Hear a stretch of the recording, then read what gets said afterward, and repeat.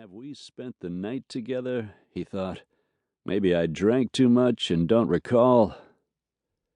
But he hadn't done much of that since he'd left the SEALs. Since then, he had behaved himself, well, more or less. No, we've never met. Please, Mr. Slocum, this is important, and I would rather not discuss it out on your front porch. Irritation filtered through him. Angel, this had better be good. Reaching into his pocket, he pulled out his house key, stuck it in the lock, and opened the door. He went in and turned off the alarm, stepping back to allow Claire Chastain into his living room. Ben closed the door. Look, lady, I just got home from a wedding, and I need a shower. There's a coffee maker on the counter in the kitchen. Coffee's in the cupboard overhead. If you want to have a sensible conversation, I suggest you make us a pot. The woman's dark eyebrows shot up.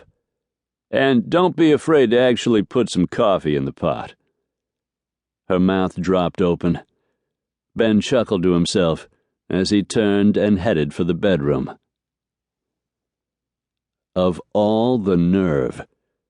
Everything she had heard about Ben Slocum appeared to be exactly correct. The man was arrogant and overbearing, downright rude.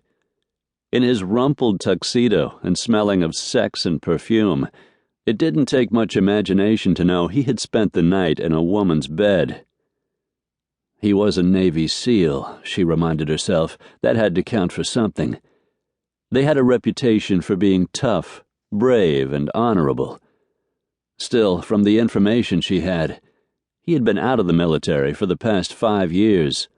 A medical discharge at 28 after a combat wound in some god-awful jungle in the Philippines. She had no idea the sort of man Ben Slocum had become. One thing she did know.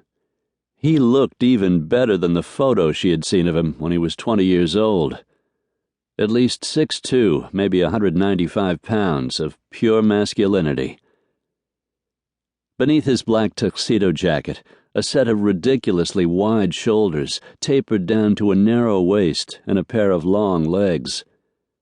Jet black hair cut short enough to hide a faint curl, and the stubble of a night's growth of beard just made him more handsome. She tried not to think of the glimpse of chest hair she'd seen beneath his unbuttoned shirt. And those eyes. So pale a blue, they looked otherworldly. She had seen a pair like them, but on a 9-year-old, the effect just wasn't the same. Thinking of the little boy and the help he so desperately needed set her feet in motion. Making the arrogant jerk a pot of coffee tweaked her ego, but that was hardly important. She took down the can of Folgers and began the steps necessary to get a pot brewing. Once the coffee was looked after, she took a moment to check out the house. Neat was her first impression. The dishes clean and put away, no crumbs on the round oak table in the kitchen, no messy stacks of papers on the white ceramic tile counters. Decidedly male was her second thought.